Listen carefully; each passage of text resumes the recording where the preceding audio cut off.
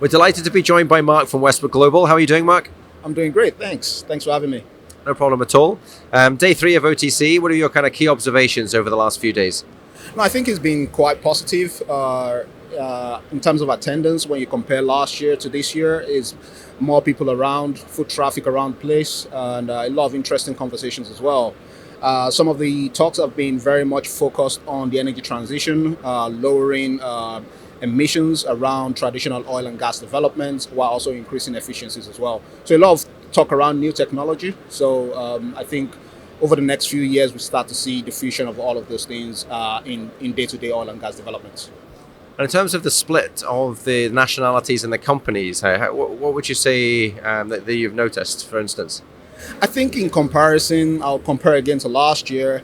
We're seeing more foreign companies around, a lot of representations from Latin America, so Brazilians, a lot of individuals from Guyana, Trinidad and Tobago, even Colombia as well. So it's been quite great to see the diversity return to OTC. I would say my personal observation is there are less Houston-based company in comparison to previous years, but overall it's a global market and the opportunities are spread globally as well. So good to see all these guys around.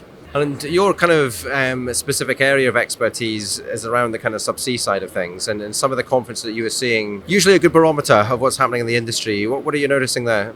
No, absolutely, and I think we are more or less at the start of an up cycle, a relatively long one, I would say.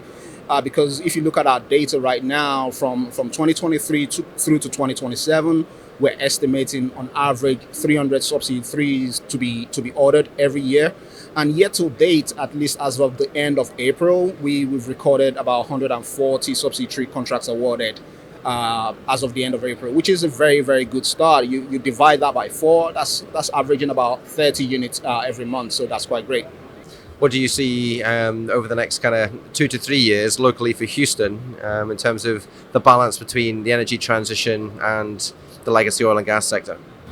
I think there is a lot of growth that we anticipate, obviously from the carbon capture storage point of view as well. We've seen some federal government policies that would also encourage investment in that space. But overall, the Gulf of Mexico has always been known, at least over the last decade, as a basin that will always be open to fast-track development opportunities. So as long as we continue to see leasing rounds, we continue to have discoveries within the Gulf of Mexico, we expect that would definitely hold up the traditional oil and gas development as well as opportunities for the supply chain right here. But also to mention that a lot of the opportunities you see in South America, Latin America would also more or less benefit the supply chain right here in Houston. Fantastic. Thanks as always for sharing your insights with us, and we hope you enjoy the rest of OTC.